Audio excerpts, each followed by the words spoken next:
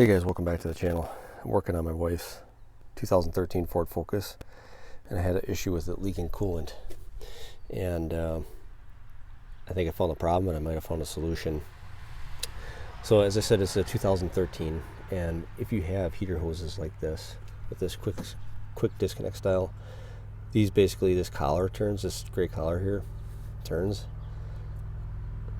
like that. One position is locked. I believe that position is locked. You can see the little indicator there. It means it's locked in place.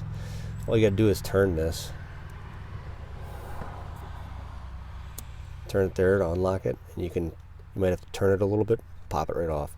All that does, you can see in there, I'll grab a light in a minute, but these little plastic tabs, they grab onto, there's a little lip on this heater fitting here in two spots. It's ground smooth on the top, but on the sides it's got a lip.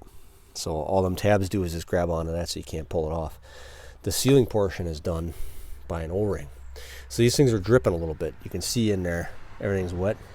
I just did the opposite one there, the right one, and started the car up, and then I noticed this one's dripping too.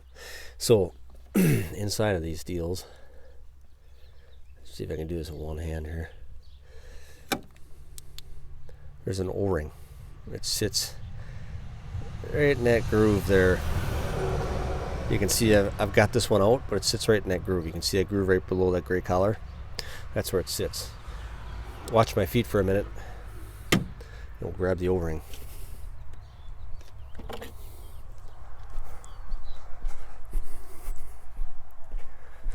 So both of these O-rings look the same. And I've got a mess in the garage here. Not this one. Not this one. These two. So this is the one I just took out, the one that's off. This is the one I replaced just previously. But you can see how it's chewed up and flattened out there? See that? Nicked up.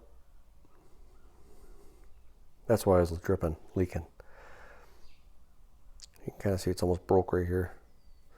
This one's the same way. Almost worn through there. You can see that. So I replaced these.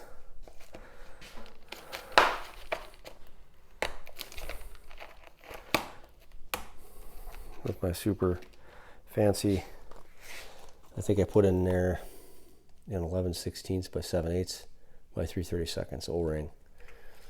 And that gets me pretty darn close. It's kind of in between 11/16 and 3/4. As you can see there. That's pretty doggone close. So what I recommend when you do this, I would lube this up. I just use an assembly grease. I just use something like that. Grease it up a little bit so it slides. That way when you slide a fitting on there, hopefully it slides over and doesn't bung up, or, you know, this thing probably got caught up. This is probably the original one. Both of these are. So just an FYI, I'll let you know how it works. But, you know, then you're not replacing the lines or whatever. The one that had the hose clamp on it in there, I don't know if you saw it. Let me walk back out there and watch my feet again. The one that had the hose clamp on, actually the metal clamp yesterday I noticed had broke, so I replaced it with a hose clamp, and you can see it there. So you see is where this one here has a metal banded clamp on it. It was actually cracked all the way through and opened up, so I just put that hose clamp on there. Again, why replace it if you don't need to, you know?